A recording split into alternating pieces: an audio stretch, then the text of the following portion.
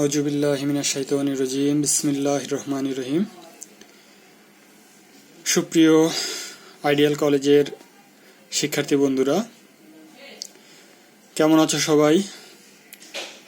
আল্লাহর অশেষ রহমতে সবাই ভালো আছো এই প্রত্যাশাই করি। আইডিয়াল কলেজের ভার্চুয়াল ক্লাসরুমের পক্ষ থেকে আমি মোহাম্মদ মুশফিকুর রহমান, প্রভাষক, অর্থনীতি বিভাগ, আইডিয়াল কলেজ, ঢাকা, তোমাদের সামনে উপস্থিত হয়েছি অর্থনীতি বিষয়ে ক্লাস পরিচালনা করার জন্য। সুপ্রিয় শিক্ষার্থী বন্ধুরা, আমি তোমাদের সামনে আজকে যে লেকচারটি রেডি করেছি সেটা হচ্ছে একাদশ এবং দ্বাদশ শ্রেণীর শিক্ষার্থীদের জন্য অর্থনীতি প্রথম পত্র, তৃতীয় অধ্যায়, উৎপাদন ব্যয় ও আয়। আজকের টপিক্সের আলোচ্য বিষয় উৎপাদনের ধারণা, উৎপাদনের উপকরণ, উৎপাদন অপেক্ষক, মোট উৎপাদন, গড় উৎপাদন ও প্রান্তিক উৎপাদন সমূহের ধারণা সমূহ। তার সাথে একটা গাণিতিক সমস্যার সমাধানও দেখানো হবে। বন্ধুরা, আমরা ক্লাসে চলে যাই।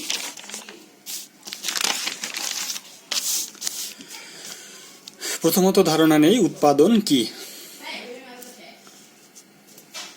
আমরা জানি সাধারণত উৎপাদন বলতে সাধারণভাবে যেটা বোঝানো হয় যে উৎপাদন বলতে কোনো কিছু সৃষ্টি করাকেই বোঝানো হয়। অর্থাৎ সাধারণ ভাষায় যদি বলতে যাই কোনো কিছু নতুন করে সৃষ্টি করাকেই উৎপাদন বলা হয়। কিন্তু প্রকৃতপক্ষে মানুষ কোনো কিছু সৃষ্টি বা ধ্বংস করতে পারে না। শুধুমাত্র প্রকৃতি প্রদত্ত জিনিসের রূপগত পরিবর্তন করতে পারে। যেমন প্রকৃতি প্রদত্ত একটি গাছ আছে, গাছকে কেটে সেটাকে ফাড়িয়ে তক্তা বানিয়ে তারপরে সেটার দ্বারা চেয়ার, টেবিল, খাট, পালং ইত্যাদি তৈরি করা যায়। তো এই রূপগত পরিবর্তনটাকেই বলা হচ্ছে উৎপাদন। বন্ধুরা, দেখা যাক যে উৎপাদন বলতে কি বোঝায়। দেখি যে সংজ্ঞায় যদি দেখো, যে প্রক্রিয়ার মাধ্যমে মানুষ প্রকৃতি প্রদত্ত বস্তুর সাথে নিজের শ্রম ও মূলধন নিয়োগ করে অধিকতর উপযোগ সৃষ্টি করে তাকেই অর্থনীতির উৎপাদন বলে। অর্থাৎ প্রকৃতিতে যা আছে সেই প্রকৃতি প্রদত্ত বস্তুকে শ্রম এবং মূলধন নিয়োগ করে অধিকতর উপযোগী করে তোলাকেই, অর্থাৎ ব্যবহার উপযোগী করে তোলাকেই বলা হচ্ছে উৎপাদন। নিশ্চয়ই বন্ধুরা বুঝতে পেরেছ। উৎপাদনের উপকরণ মূলত 4 প্রকার, যথা ভূমি, শ্রম, মূলধন এবং সংগঠন। ভূমি কি? ভূমি বলতে আমরা সবাই জানি যে ভূমি বলতে পৃথিবীর উপরিভাগ অর্থাৎ মাটিকেই ভূমি বলা হয়। পৃথিবীর উপরিভাগকেই বা মাটি যেটা আছে সেটাকে ভূমি বলা হয়। কিন্তু অর্থনীতিতে ভূমি বলতে একটু আলাদা ধারণা সৃষ্টি করেছে। অর্থনীতিতে ভূমি বলতে কেবল পৃথিবীর উপরিভাগ অর্থাৎ জমিকেই বোঝায় না, বরং প্রকৃতির সব সম্পদ অর্থাৎ প্রকৃতিতে যা প্রাকৃতিক সম্পদ আছে সব কিছুকেই ভূমি বলা হয়। যেমন মাটি, আলো, বাতাস, সূর্যের আলো, পাহাড়, পর্বত, নদী, নালা, মৎস্যক্ষেত্র, যা কিছু প্রকৃতি প্রদত্ত অর্থাৎ প্রাকৃতিক যা কিছু আছে সেটাই হচ্ছে ভূমি। 2 নম্বর হচ্ছে শ্রম। শ্রম বলতে আমরা শারীরিক ও মানসিকভাবে যে পরিশ্রমটা প্রদান করি সেটাকেই শ্রম বলা হয়। বন্ধুরা দেখো, উৎপাদন কার্যে সহায়ক সকল প্রকার শারীরিক ও মানসিক প্রচেষ্টাকে অর্থনীতিতে শ্রম বলে। অর্থাৎ উৎপাদনে সহায়ক, আমি মাথা দিয়ে যে শ্রমটা দিচ্ছি সেটা হচ্ছে মানসিক শ্রম, আর শরীর দিয়ে যে শ্রমটা দিচ্ছে সেটা হচ্ছে কি শারীরিক শ্রম। উৎপাদন ক্ষেত্রে শারীরিক এবং মানসিক প্রচেষ্টাকেই অর্থনীতিতে শ্রম বলে। আবার বলা যায় শারীরিক ও মানসিক শ্রমের দ্বারা অর্থাৎ পরিশ্রমের দ্বারা অর্থ উপার্জন করা হলে সেটাই হচ্ছে কি শ্রম। অর্থাৎ শারীরিক ও মানসিক শ্রমের দ্বারা যদি অর্থ উপার্জন করা যায় সেটাকেও বলা হয় শ্রম। মূলধন অর্থনীতিতে যেসব দ্রব্য সামগ্রী মানুষের শ্রমের দ্বারা উৎপাদিত এবং সরাসরি ভোগের জন্য ব্যবহৃত না হয়ে পুনরায় উৎপাদনের উদ্দেশ্যে নিয়োজিত হয় সেগুলিকেই মূলধন বলে। যেমন যন্ত্রপাতি, কাঁচামাল, কারখানা। অর্থাৎ মূলধন বলতে শুধুমাত্র আমরা সাধারণত জানি যে টাকা পয়সা খাটিয়ে ব্যবসা বাণিজ্য বা অন্যান্য ক্ষেত্রে টাকা পয়সা খাটানোকেই বলা হয় মূলধন। কিন্তু অর্থনীতিতে মূলধনের সংজ্ঞাটা একটু আলাদা, যে অর্থনীতিতে যেসব দ্রব্য সামগ্রী মানুষের শ্রমের দ্বারা উৎপাদিত, অর্থাৎ একবার উৎপাদিত হয়েছে এবং সরাসরি ভোগের জন্য সেটা ব্যবহার না করে পুনরায় আবার উৎপাদনের কাজে যদি নিয়োজিত হয় তাহলে সেটাকে বলা হবে মূলধন। তারপরে আছে সংগঠন। উৎপাদনের সর্বশেষ এবং চতুর্থ উপাদান হচ্ছে সংগঠন। অর্থাৎ উৎপাদনের যে উপকরণ আছে তিনটি, ভূমি, শ্রম, মূলধন, সংগঠন, এই তিনটার সংগঠন সমন্বয় করাকেই বলা হচ্ছে সমন্বয় করাই হচ্ছে সংগঠকের কাজ। অর্থাৎ সংগঠক হচ্ছে উৎপাদনের বিভিন্ন উপকরণ সমূহকে সুসংবদ্ধভাবে সমন্বয় সাধন করে অল্প সময়ে ও অল্প ব্যয়ে অধিক পরিমাণে উৎপাদন করার পরিচালন পদ্ধতিকে সংগঠন বলে। অর্থাৎ উৎপাদনের যে বাকি তিনটি উপকরণ আছে সেই তিনটি উপকরণকে সুসংবদ্ধভাবে সমন্বয় করে অতি অল্প সময়ে এবং কম ব্যয়ে সর্বোচ্চ পরিমাণ উৎপাদন করাই হচ্ছে সংগঠকের কাজ। তারপরে আসি বন্ধুরা উৎপাদন অপেক্ষক। উৎপাদন অপেক্ষক উৎপাদনের দুটা বিষয়, একটা হচ্ছে উৎপাদনের উপকরণ আর একটা হচ্ছে উৎপাদনের পরিমাণ। বন্ধুরা, এই উৎপাদনের পরিমাণ এবং উৎপাদনের উপকরণের মধ্যে যে ক্রিয়াগত সম্পর্ক, এই সম্পর্কটাকেই বলা হচ্ছে কি উৎপাদন অপেক্ষক। দেখো বন্ধুরা, উৎপাদনের উপকরণ সমূহের সাথে উৎপাদনের পরিমাণের মধ্যে নির্ভরশীলতার যে ক্রিয়াগত সম্পর্ক তা যে সমীকরণের সাহায্যে প্রকাশ করা হয় তাকে উৎপাদন অপেক্ষক বলে। যেমন একটা সমীকরণ দেখো, কিউ সমান সমান ফাংশন এল কে জেড এন ভি টি, এগুলো হচ্ছে উৎপাদনের উপকরণ আর এটা হচ্ছে উৎপাদনের পরিমাণ। দেখো বন্ধুরা, এখানে কিউ বলতে উৎপাদনের পরিমাণ, এফ বলতে অপেক্ষক, এল বলতে শ্রম লেবার, কে বলতে ক্যাপিটাল মূলধন, জেড বলতে কাঁচামাল, এন বলতে ভূমি বোঝাচ্ছে, ভি বলতে মাত্রাগত উৎপাদন, টি বলতে প্রযুক্তি। অর্থাৎ এই উৎপাদনের উপকরণ সমূহের সাথে উৎপাদনের পরিমাণের যে ক্রিয়াগত বা নির্ভরশীলতার সম্পর্ক, এই সম্পর্কটাকে যখন কোনো সমীকরণের সাহায্যে দেখানো হচ্ছে, এই সমীকরণটাকেই বলা হচ্ছে কি উৎপাদন অপেক্ষক। এই যে প্রতীকটা আছে এফ, এইটাই হচ্ছে কি, এটাই হচ্ছে অপেক্ষক বা অপেক্ষকের প্রতীক নির্দেশ করতেছে এফ। এখন দেখি উৎপাদন অপেক্ষককে দুই ভাগে ভাগ করা যায়, একটা হচ্ছে স্বল্পকালীন উৎপাদন অপেক্ষক আর একটা হচ্ছে দীর্ঘকালীন উৎপাদন অপেক্ষক। বন্ধুরা, এখন দেখি স্বল্পকালীন উৎপাদন অপেক্ষক কাকে বলে। এখানে এই স্বল্পকালীন উৎপাদন অপেক্ষক আলোচনা করতে গেলে আমাদেরকে দুটো বিষয় খেয়াল রাখতে হবে, যে একটা হচ্ছে স্থির উপাদান আর একটা হচ্ছে পরিবর্তনশীল উপাদান। স্থির উপাদান আর পরিবর্তনশীল উপাদান বলতে আমরা আগে বুঝবো যে স্থির কি জিনিস, পরিবর্তনশীল উপাদান কি জিনিস।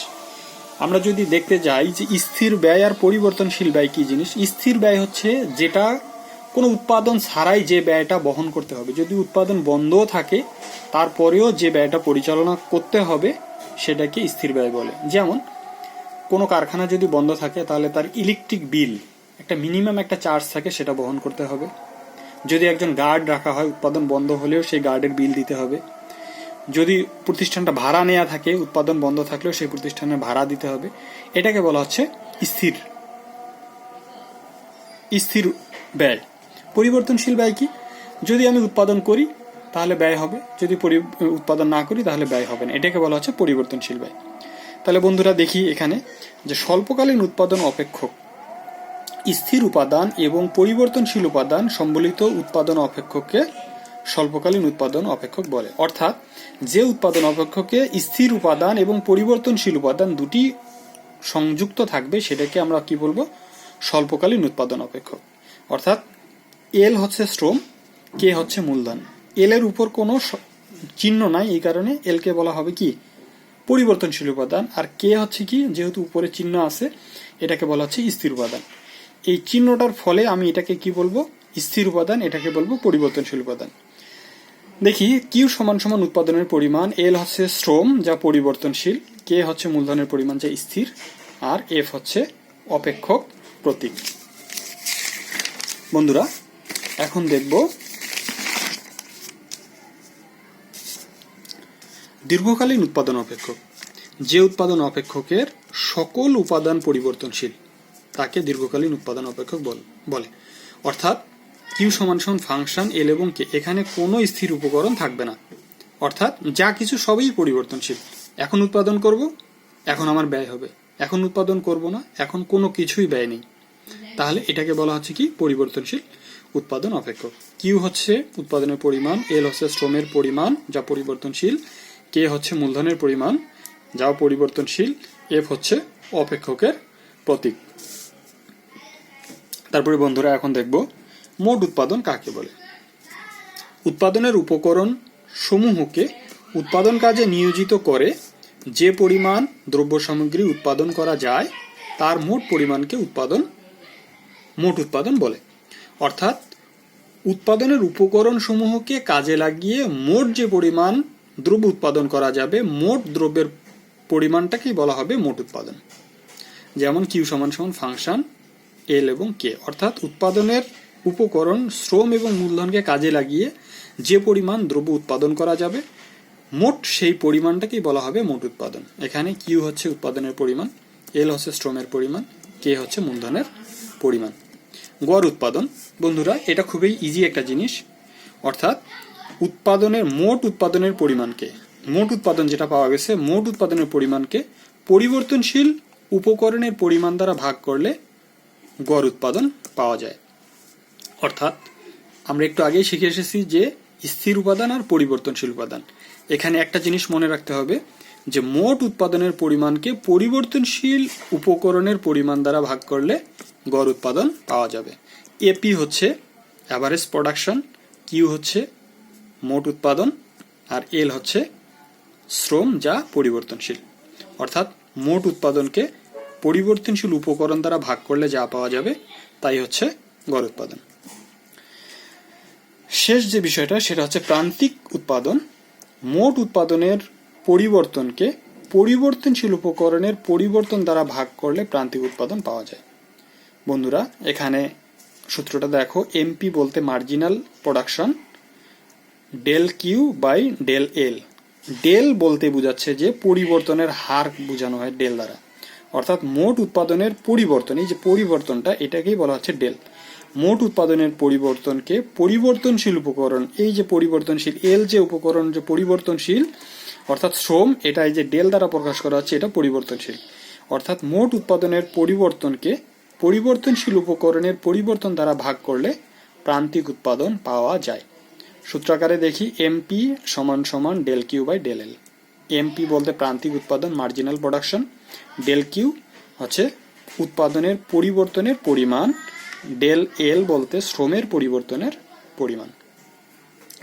বন্ধুরা এই অধ্যায়টা খুবই গুরুত্বপূর্ণ। অধ্যায়টা ভালো করে দেখলে বা লেকচারটা ভালো করে শুনলে একটা সাময়িক ধারণা আসবে। তারপর আমরা আস্তে আস্তে গাণিতিক সমস্যার সমাধান এবং আরো বিস্তারিত অধ্যায়টা সম্পর্কে জানবো। তো আজ এখানেই বিদায় নিচ্ছি। নেক্সট ক্লাসে আরো সুন্দরভাবে এই অধ্যায় সম্পর্কে আমরা শিখব। ততক্ষণ ভালো থাকবে। সকলকে আবারও আইডিয়াল কলেজের ভার্চুয়াল ক্লাসরুমের পক্ষ থেকে স্বাগতম জানিয়ে শেষ করছি। তো আজকের জন্য এখানেই বিদায়, দেখা হবে নেক্সট ক্লাসে। ততক্ষণ ভালো থাকবে। আল্লাহ হাফেজ।